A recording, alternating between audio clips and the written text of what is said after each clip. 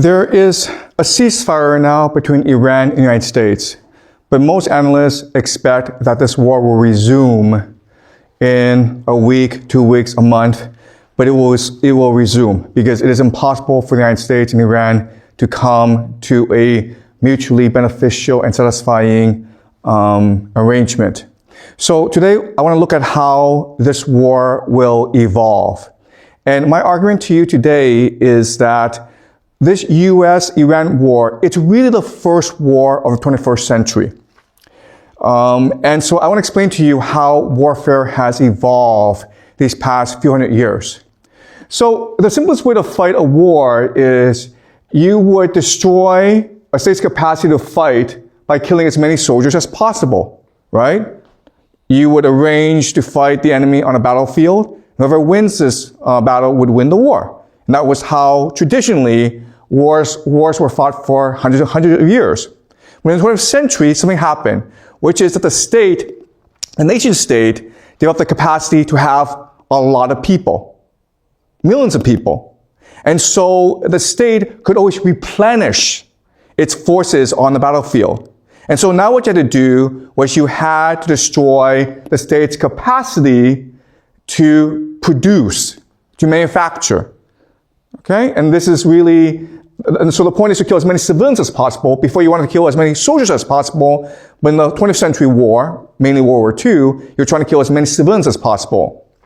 But in the 21st century, it's different because we have nuclear weapons now. And there are too many people. So it is impossible for you to kill everyone. And if you use nuclear weapons, then others will use nuclear weapons on you, okay? So now, in the 21st century, our goal is to use the population against the state, to turn the civilians against the government by sowing as much discord and dissent as possible within society. And you do that through economic sabotage, through economic strangulation, okay? So that's the argument I will make to you today. The first thing I want to look at is, why is it that we have 8 billion people? 8 billion people are living on this planet. And for most of us, we think this is a tremendous achievement. But if you think about it, it's not that nice because there aren't that many resources to share. There's not that much space. In fact, if it were not for fertilizers, we would only be able to support 1 to 2 billion people. So how did we get to a stage where we have 8 billion people in this world, and most of us are not very happy with the state of affairs? Okay? And scientists will tell you it's because of the Scientific Revolution.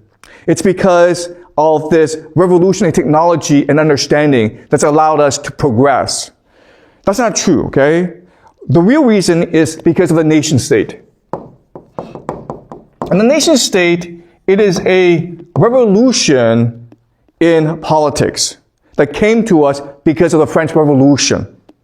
All right, so the main architect of the French Revolution, his name is Jean-Jacques Rousseau. He was not French, he was actually Swiss. But he's important because he developed the theory that underpinned the French Revolution called social contract theory.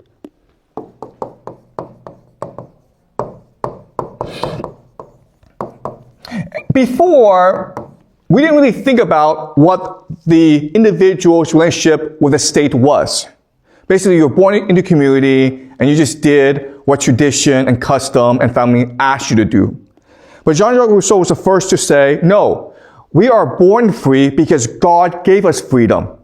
So why do we choose to surrender our freedom in order to join a community? Okay? And so his theory is that we join society to become more free. So, by ourselves, we together, okay? All of us, together, we create something called a common will. And think of this as democracy. Democracy is basically the idea that to make a decision, we just vote. And then whatever comes, whichever is the majority wins. So for example, we might debate whether we're going to McDonald's or Pizza Hut, okay? There's 3 of us. If 2 of you say, let's go to Pizza Hut, we go to Pizza Hut. Okay, that's just democracy. For Jean-Jacques Rousseau, this is not a good system because we should strive to be higher than we are. We should strive for total freedom. And that's the idea of the general will. Okay? The common will is who we are. The general will is who we could be if we came together as a people. Okay? And the best way to understand the general will is through Kant's theory of the categorical imperative. Okay? Which is for him the highest moral law. So as human beings, what makes us truly human? What allows us to achieve our ideal state are three principles, okay? The first principle is the principle of universality. So imagine that all your actions will be reflected throughout the universe. So if you smile, everyone smiles at once. If you get angry, everyone gets angry at once.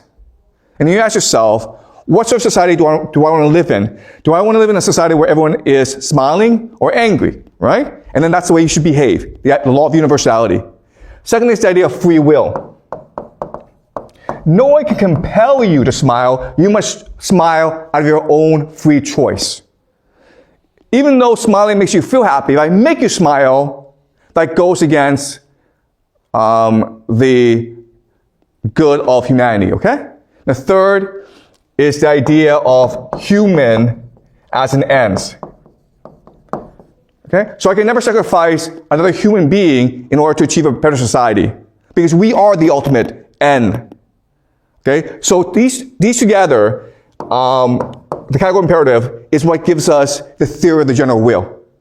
So even though we all vote to eat ice cream, we shouldn't eat ice cream because that's not how we achieve enlightenment. That's not how we achieve the ideal state. Okay? We should think about Kant's categorical imperative. Now what happens is this. From the general will, this is a sovereign, okay?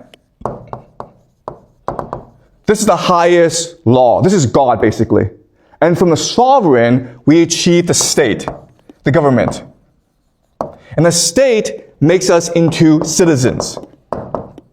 And then we have laws, culture, education.